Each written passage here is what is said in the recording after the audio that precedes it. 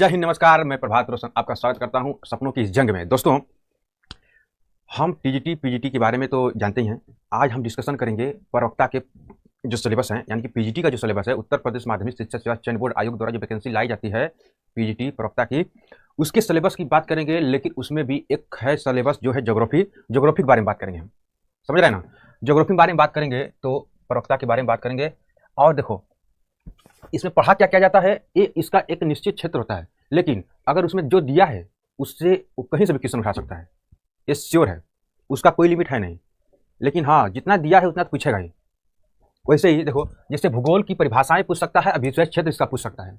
ठीक है, तो क्या पूछेगा? विभिन्न विषय संबंधित विभिन्न विद्वानों की अवधारणा पूछ लेगा। अवधारणा कौन कौन दिया था, उसके कौन क्या बोला था, कौन विद्वान क्या बोला था, उसके बारे में पूछ लेगा। जैसे हमबोल्ट हो गए, रिटर हो गए, रेड जैल हो गए, हैटनर हो गए, डेविस हो गए, वाइडी डी ला ब्लास हो गए, कार्ल सावर हो गए, पीटर हैगेट हो गए, और विलियम विंकिस हो गए, हार्वे हो गए, स्मिथ हो गए। प्रमुख संकल्पनाएं ये सब पूछ सकता है। कौन कौन? नियतवादी, संभववाद, नवनियतवादी, पर्यावरण, कारकवाद, परिस्थितिकी तंत्र, ये सब पूछ सकता है। समझ रहे हो?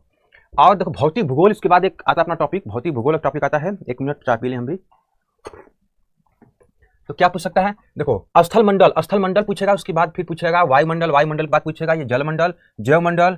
उसके बाद दूसरा आ जाएगा जो स्थल मंडल है, उसमें क्या क्या पूछेगा उसके बारे में थोड़ा हम देखते हैं। पृथ्वी की आंतरिक संरचना पूछेगा, भूमंडल का निर्माण पूछ लेगा, खनिज एवं चट्टाने पूछ लेगा, भूसंचलन, ज्वालामुखी, भूकंप पूछ लेगा, आयतन सिद्धांत पूछ लेगा, वलन अभ्रंश उनसे उत्पन्न स्थलाकृतियां पूछ लेगा, अपरदन चक्र पूछ लेगा, उनकी भू आकृति छापे और भूमिगत जल पूछ लेगा, वायु, समुद्र, हिमनद के बारे में पूछ लेगा, उनके कार्य पूछ लेगा।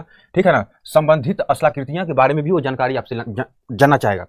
तो उसके बाद हमारा आएगा वायुमंडल संरचना। वायुमंडल के बारे में पूछेगा, संरचना उसकी पूछेगा। सूर्य तप, ताप बजट, तापमान क्षैतिज एवं लंबवत वितरण पूछेगा, तापमान विलोम पूछ लेगा, इसकी दशाएं पूछ लेगा, वायुदाब पेटियां पूछ लेगा, पवन वायुदाब पेटियों का खिसकाव पूछ लेगा, उनका प्रभाव पूछ लेगा, आर्द्रता अवर्षण के प्रकार पूछ लेगा, बादलों के प्रकार पूछ लेगा, स्वरूप, शीतोष्ण उष्ण कटिबंधीय चक्रवात पूछ लेगा, उत्पत्ति पूछ लेगा, गतिविधि पूछ लेगा, मौसम पर प्रभाव कोपेन और थर्वेट के द्वारा जो विश्व जलवायु का जो वर्गीकरण किया गया था उसके बारे में पूछ लेगा, विधिवत पूछ लेगा, अच्छे से पूछता है उसके बारे में। उसके बाद हमारा जो टॉपिक आएगा, जलमंडल आएगा। जलमंडल के बारे में क्या पूछ लेगा? महासागरों के बारे में पूछ लेगा, जल, उस महासागर के जल का तापमान पूछ लेगा, लवणता पूछ लेगा, महासागरीय धाराओं के बारे में पूछ लेगा, ज्वार भाटा के बारे में आएगा, और महासागरीय निक्षेप आएगा, प्रवाल द्वीप आएगा, प्रवाल भित्तियां आएगा, उत्पत्ति और वितरण के बारे में पूछ लेगा, पर्यावरण का महत्व भी पूछ लेगा वो। उसके बाद बात करते हैं जयमंडल के बारे में। दोस्तों, जो जयमंडल के बारे में पूछेगा, क्या क्या पूछेगा उसके बारे में देखते हैं। उसके बारे में हम देखते हैं दोस्तों, तो वनस्पति के प्रकार और विश्व वितरण पूछ लेगा, सदाबहार वनों का पर्यावरणीय महत्व पूछ लेगा, वनस्पति और पारिस्थितिकी तंत्र के बारे में पूछेगा, जैविक विविधता और उसकी पारिस्थितिकी महत्व के बारे में पूछेगा। कहीं जाना मत, अभी हम एक चीज पर डिस्कशन करेंगे कि हम लोग ये जो सिलेबस डिस्कशन कर रहे हैं कैसे पढ़ेंगे, कब क्या पढ़ेंगे, उसके बारे में हम बताएंगे, अभी डिस्कशन होगा। इसका निरलीकरण पूछ लेगा, इसकी समस्या पूछेगा, वन संरक्षण के बारे में पूछ लेगा। आजकल देख ही रहे हो क्या क्या हो रहा है वनों के बारे में, कितने कटाव हो रहे हैं। मतलब कि जंगल साफ कर दो और रोडों किनारे पेड़ लगा दो, एक चल रहा है इस समय इंडिया में। ठीक है ना? अब देखो, मानव भूगोल के बारे में पूछेगा, मानव भूगोल से भी। लेकिन देखो, इतना सारा टॉपिक तो है, लेकिन इसका भी निश्चित है अभी तक ऐसे कई टॉपिक इसमें होंगे हैं जिसमें क्वेश्चन ही नहीं पूछा है। समझे?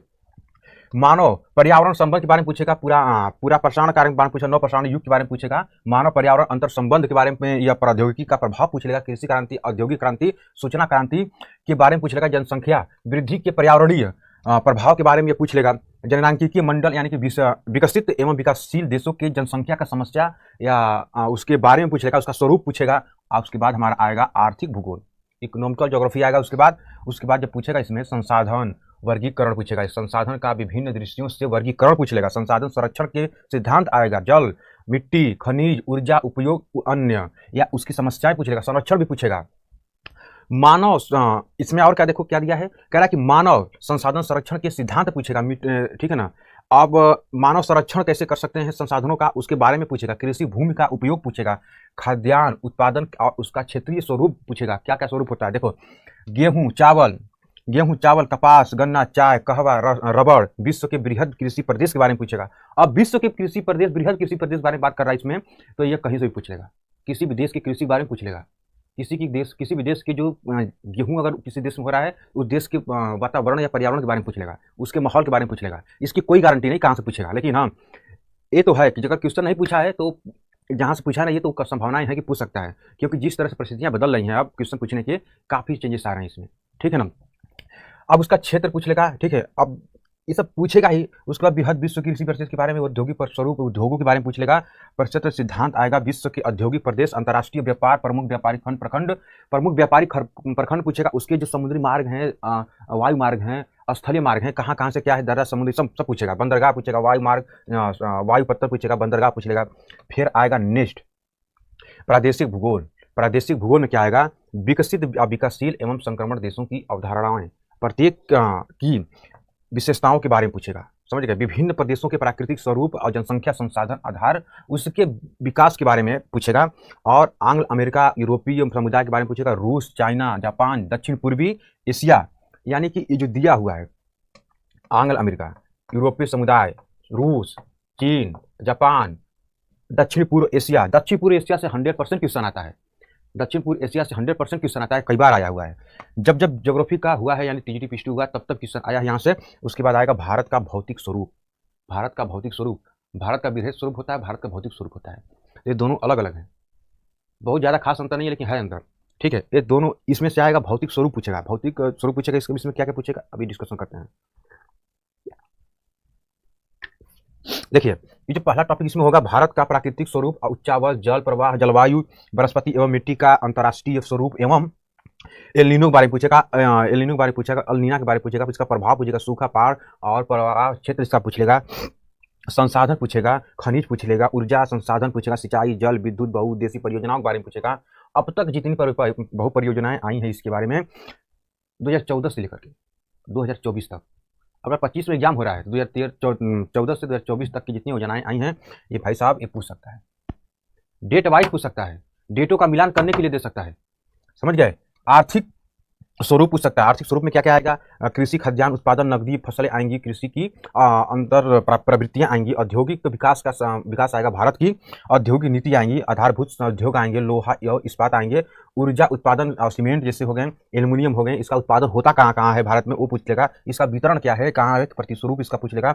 उत्पादन प्रवृत्तियां पूछ लेगा, अवस्थाएं पूछेगा, इसका विकास कैसे हुआ, ठीक है ना, इसकी समस्याएं क्या है, विकास होने में, इसकी क्यों भारत में क्यों विकास का अच्छा से नहीं हो पाया, ये पूछ सकता है। जनसंख्या के बारे में पूछेगा, उसका वितरण पूछेगा, जनसंख्या का प्रादेशिक स्वरूप पूछेगा, जनसंख्या वृद्धि परक और समस्याओं का, आर्थिक विकास का प्रादेशिक स्वरूप पूछेगा। इतने सारे टॉपिक हैं ज्योग्राफी पीजीटी में, प्रवक्ता में। ये उत्तर प्रदेश प्रवक्ता की बात कर रहे हैं, इसमें तो 125 क्वेश्चन पूरे आएंगे।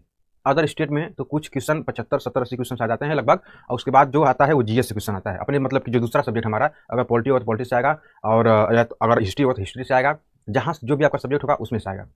जो इसमें आएगा दोस्तों, इसके बाद हम लोग जब पढ़ेंगे तो हर टॉपिक क्लियर करते जाएंगे। यूट्यूब पे पहली बार हम लेकर आ रहे हैं, और पहले बता दे रहे हैं कि इस तरह से कोई टॉपिक क्लियर नहीं किया होगा। टॉपिक को क्लियर किया जाएगा, और पूरा मैपिंग से समझना चाहते हो तो चैनल को सब्सक्राइब कर देना, लाइक कर देना, कमेंट करके बताना कि किस तरह से तुमको ये टॉपिक चाहिए, विस्तृत चाहिए कि थोड़ा थोड़ा चाहिए, क्वेश्चन वाइज करवाएं या टॉपिक वाइज जो क्वेश्चन आते हैं उसको करवा के हम भी उसका विस्तार दे दें, किस तरह चाहिए बताना कमेंट करके, और शेयर भी कर देना, ठीक है। चैनल को सब्सक्राइब कर देना, क्योंकि बार बार हम नहीं बोलेंगे। तो चलते हैं, फिर मिलेंगे नेक्स्ट वीडियो में। लव यू, जय हिंद, जय भारत।